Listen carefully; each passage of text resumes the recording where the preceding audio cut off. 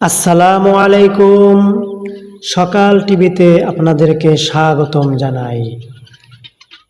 একটি সাধারণ মুরগি যেইখানে খুবই সাধারণ কারণে অসুস্থ হয়ে যায়, যেমন ঠান্ডা লাগা, আবহাওয়া পরিবর্তন হওয়া, এভাবে খুব সামান্য কারণে এগুলো অসুস্থ হয়ে যায়।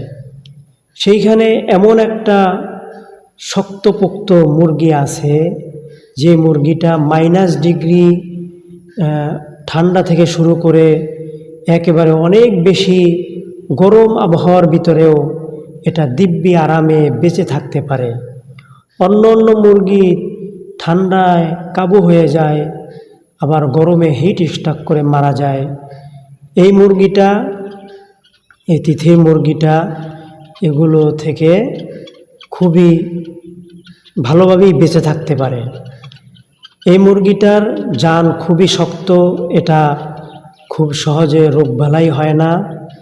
এই কারণে যারা এই মুরগিটা পালন করে তারা এই মুরগিটা পালন করার জন্য পাগলপারা হয়ে যায়। এজন্য খামারিরা যারা আছে, যারা এই মুরগিটা পালন করে, তাদের কাছে এটা একটা অমর মুরগি হিসেবে তারা মনে করে। এই মুরগি, এই তিথির মুরগি শত বছর আগে আফ্রিকার জঙ্গলে দল বেঁধে ঘুরে বেড়াতো। জঙ্গলের ভিতরে যত প্রতিকূল জিনিস আছে, প্রতিকূল আবহাওয়া, প্রতিকূল প্রাণী, এগুলো থেকে এই মুরগিগুলো আত্মরক্ষা করে চলতো। এই কারণে এই মুরগির ডিএনএ যেটা আছে, এই মুরগির ডিএনএটা পাথরের মতো মজবুত, সহজে এটা ডিএনএটা কাবু হয় না। একটু পরিচর্যা করলেই এই মুরগিটা থেকে ভালো লাভবান হওয়া যায় এবং সাফল্য অর্জন করা যায়। আল্লাহর রহমতে আপনারা দোয়া করবেন, আমার মুরগি ডিম পারে। আপনারা ইনশাআল্লাহ বাচ্চার অর্ডার দিলে বাচ্চাও ইনশাআল্লাহ পেয়ে যাবেন, তবে আগেভাগে অর্ডার দিতে হবে। এই কয়েকদিন ধরে আমার মুরগি ডিম পারে, আমি ইনকিউবেটর মেশিন কিনছি, এই ডিমগুলো তার ভিতরে বসাই। আপনারা আগেভাগে অর্ডার দিলে আমার কাছে সময় মতো ইনশাআল্লাহ বাচ্চা পাবেন। আপনাদেরকে বাচ্চা দিয়ে আমি সহযোগিতা করতে পারবো। যে আলোচনায় ছিলাম, এই মুরগিটা পেলে খুবই আরাম, খুবই মজা। তবে এই মুরগিটা যে রকমের ভালো একটা দিক আছে, অন্য মুরগির এই রকমের ভালো দিক বলতে এই মুরগিটা খুবই সহজ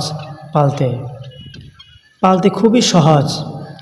এমনকি খাদ্য খরচও অনেক কমান যায়, একেবারে খাদ্য খরচ 10% নামান যায়। এই মুরগিটা অনেকে মনে করে ছাড়লে উড়িয়ে যায়, আসলে কিছুদিন খাঁচায় বন্দি করে তারপরে ছেড়ে দিলে এটা শিকার হয়ে যায়। তবে একটা অভ্যাস করতে হবে, এই মুরগিটা প্রত্যেক দিন বিকালবেলা সন্ধ্যার আগে একে খাবারের অভ্যাস করতে হবে। আর বাকি সময় ঘাস, লতা পাতা এগুলো খাওয়াতে হবে। আর অনেক দিন পালার পরে নির্দিষ্ট একটা রুমের ভিতরে এদেরকে ছেড়ে দিতে হবে, আর একটা জায়গা রাখতে হবে, ওইখানে এদের বিকালবেলা শেষ বিকালে খাবার দিতে হবে।